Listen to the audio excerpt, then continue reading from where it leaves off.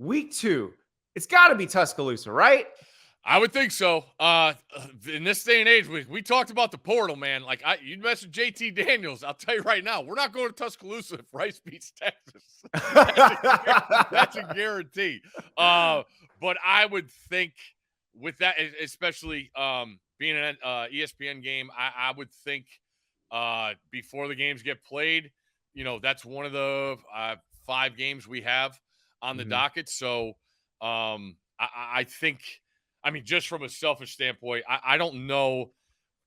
Talking to people and looking at things and watching that game last year back, I don't know, and I hate saying this because it's week 2.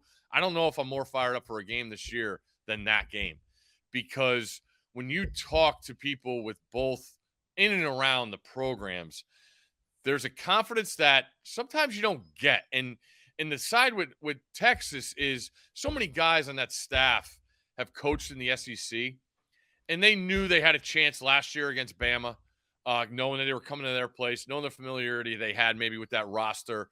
But they had to be perfect, and they weren't. Quarterback gets hurt, so many penalties, and you have Bryce Young on the other side.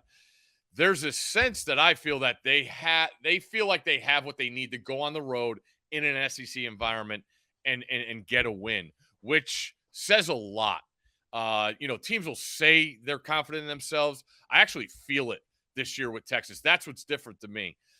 Knowing the struggles they've had, the numbers everybody wants to throw. I don't think did I see they haven't been picked to win the conference since 2009. Yeah. Is that right? It's right. And wow.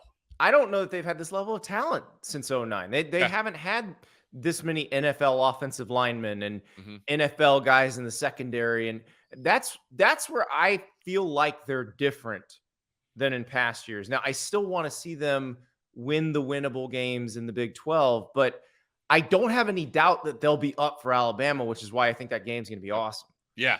Yeah. And then you talk about physicality. Like, that's why I'm so excited. I'm picking Bama to win the SEC because I feel like they have that Saban mantra back. Their defense, the defense, like the secondary is going to be better. There's no doubt in my mind there. When you talk about the front 7, I mean, talk about the weight loss with Otis. Everybody wants to talk about that kid. Guys on the staff, have told me Booker, the guard, is their favorite player on the team, who's a kid that I am absolutely in the tank for. He grew up in New Haven, which is right down the street where I grew up from. Like, I've had my eyes on that kid since he was 10 years old. And I'm so happy for him where he's come from and this opportunity he has and knowing what the player he's become.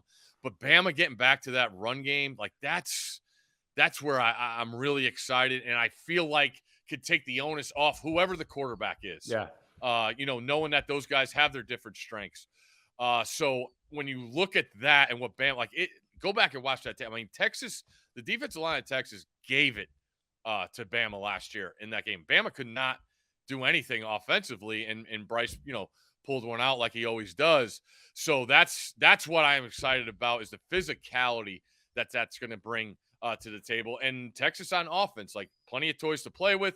I'm expecting a step up from JT at tight end for them. He has it in him, but again, that's physicality, and you need that against Bama when you go and play them on the road. But, the Murphy kid and Collins up front for them on the defensive line are absolute monsters. And those are the guys I look at when you go on the road. If they dictate, you're going to have success. So that's why I'm so fired up for that matchup. Thank you so much for watching. Just a reminder, subscribe to this channel right here so you never miss an episode of Andy Staples on 3. And oh, by the way, watch all the other great videos on the On3 Sports YouTube channel.